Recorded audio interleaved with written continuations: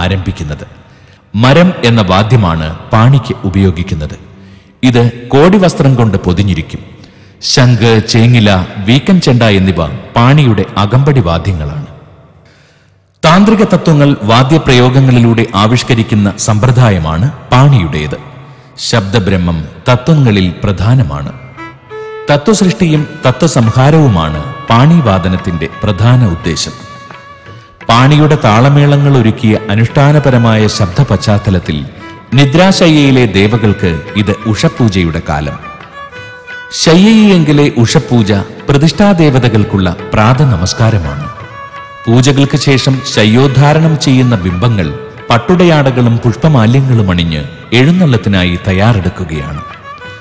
2 ദശാബ്ദമായി കാത്തുസൂക്ഷിച്ച ഇഷ്ടദേവതാ ക്ഷേത്രമെന്ന സങ്കല്പം യാഥാർത്ഥ്യമാകുന്ന സമ്മോഹന നിമിഷങ്ങൾക്ക് സാക്ഷ്യം വഹിക്കുകയാണ് ഇവിടെ എത്തിയ ഭക്തജനങ്ങൾ. ആരാധിക്കുവാൻ ഒരിടം എന്നത് ഭക്തിയുടെ സാക്ഷാത്കാരം ആഗ്രഹിക്കുന്ന ഓരോരുത്തരുടെയും പ്രാഥമികമായ ആവശ്യമാണ്. അണമുറിയാതെ ഇവിടെ അലയടിക്കുന്ന ശരണഘോഷങ്ങളിൽ ആരാധ്യദേവനുമായുള്ള ഭക്തരുടെ ആത്മബന്ധത്തിന്റെ ആഴമറിയാം.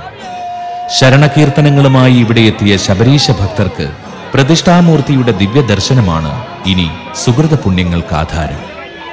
ഇവിടെ പ്രദക്ഷിണത്തിന്റെ നടുവഴികളിലൂടെ എഴുന്നള്ളത്തിന്റെ താളമേള ആഘോഷങ്ങളുമായി ശ്രീധർമ്മശാസ്താവ് പ്രതിഷ്ഠാ ശ്രീകോവിലിലേക്ക് താന്ത്രിക വിധികളോടെ നയിക്കപ്പെടുകയാണ്.